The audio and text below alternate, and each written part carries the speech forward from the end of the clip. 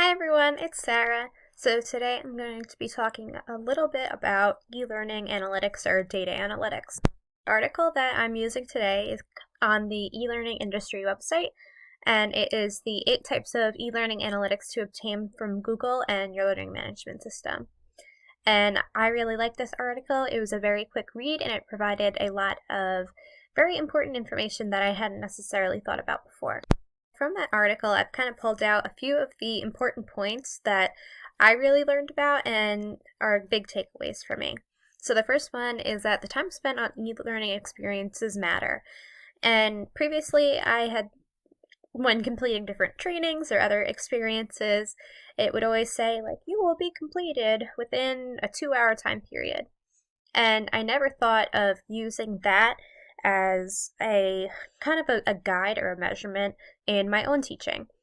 So it discussed the idea that if you anticipate that an experience is going to take a certain amount of time, such as 10-15 minutes, and it's taking your students double that amount of time, so it's taking them close to a half an hour to complete, then that is a big indication for you that what you have given them is either too difficult to complete in that short amount of time, or it is just a lengthier assignment.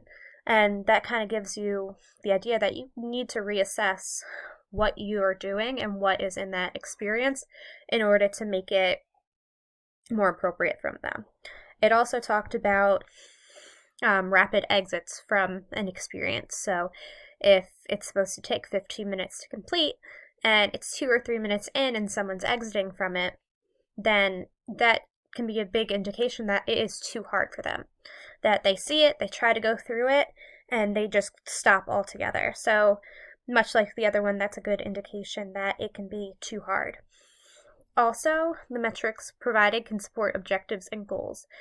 And it's always good to get the data analysis and the analytics from what you're doing, but I never thought of taking them and taking what is compiled and seeing how it supports the objectives and goals.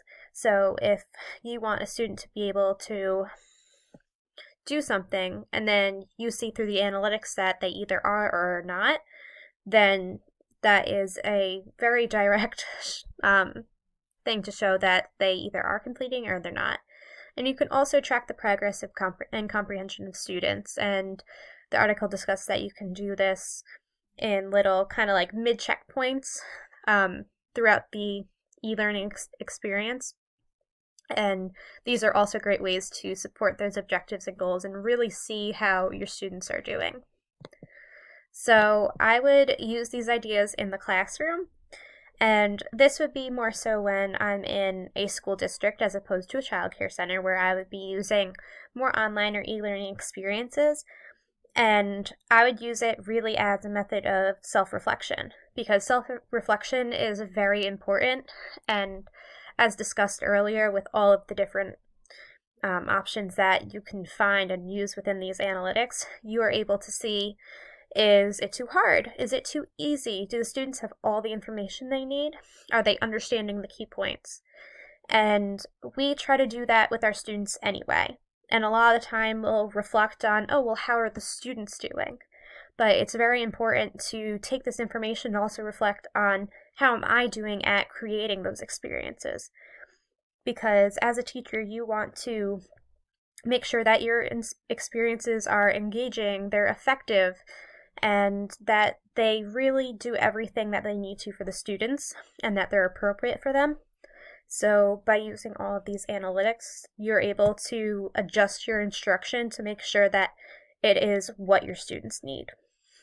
And that's kind of my spiel for today. I hope you guys liked it. I hope you learned something. I will provide the link to the article in the description below. And I hope you have a great day. Thank you.